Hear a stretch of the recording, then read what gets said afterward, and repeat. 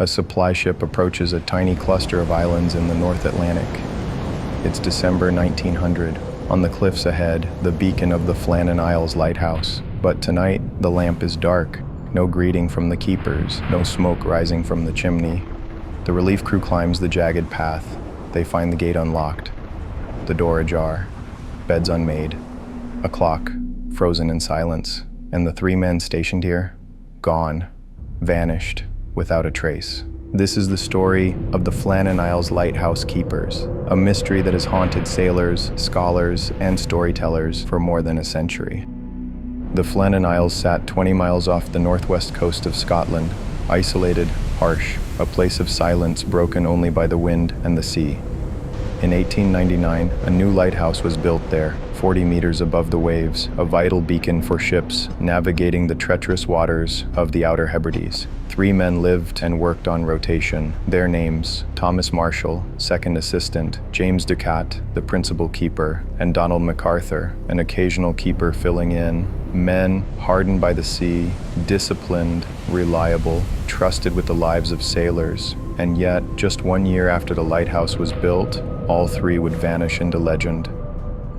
December 15th, a passing steamer notices the Flannan Light is dark, but the seas are violent. No ship can land to investigate. Days pass. Storms batter the coast. Finally, on December 26th, the relief ship Hesperus sets out, Captain Harvey in command. The crew expects to see the usual signal flag flying, a sign the keepers are well, but as they near the island, the flagpole stands bare. The captain fires a flare, no response. The men prepare themselves for the worst. When the landing crew reaches the lighthouse, unease grows. The outer gate is unlocked. The entrance door stands open. Inside, silence. The clock on the wall is stopped. The beds untouched. Half-eaten meals missing. A chair overturned. In the coat room, only 1 oilskin remains. 2 sets are gone, suggesting 2 men left the lighthouse. The third, his gear still hanging. And then, a chilling detail. A logbook entry dated December 12th. It reads, "Severe winds, sea very rough. Keeper Ducat, very quiet.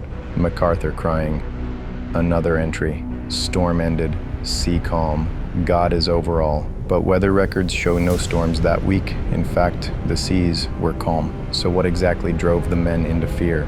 The search party explores the western landing, a narrow, treacherous cliff face. Here they find damage, ropes torn from their moorings, iron railings bent, a supply crate smashed open, evidence that powerful waves had struck this spot. But the waves should not have been high enough to reach, unless the storm was extraordinary. Investigators conclude the men may have gone out together to secure equipment and been swept into the sea. But why would all 3 leave at once, breaking strict lighthouse protocol? Why risk everything in the middle of a storm? And why did the log entries describe fear before the supposed storm ever arrived? Theories multiplied. Theory 1, a giant wave, a rogue wave, struck the island. The men rushed out to secure the landing, and all 3 were dragged into the Atlantic.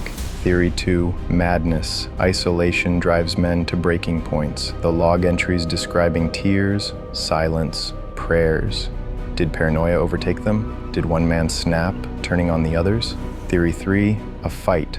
Rumors suggest Donald MacArthur was a hot-tempered man. Did conflict erupt between the keepers? A struggle that ended in disaster? And then the supernatural. The Flannan Isles had long carried a reputation. Locals spoke of fairies, spirits, curses on those who lingered too long. Some swore they saw strange lights above the island. Could the men have witnessed something they weren't meant to see? But here's the catch. There were no bodies, no wreckage, no final word, only silence. What was the official report? The men were lost to the sea while performing their duties. An accident, but many never accepted that conclusion. Too many questions, too many gaps. The lighthouse was staffed again, the beacon relit, ships passed safely, but the story spread, from sailors' whispers to newspaper headlines, from poetry to folklore. Even today, more than a century later, the disappearance of the 3 Flannan Isles keepers remains unsolved. 3 men, alone on an island, gone without a trace, and as the waves still crash upon those black cliffs, the same question lingers. Did the sea claim them? Did madness? Or was it something far stranger? Sometimes, the darkest mysteries are not hidden in shadow. They stand tall and unblinking, shining a light into the void. And sometimes, even the light cannot keep the darkness out.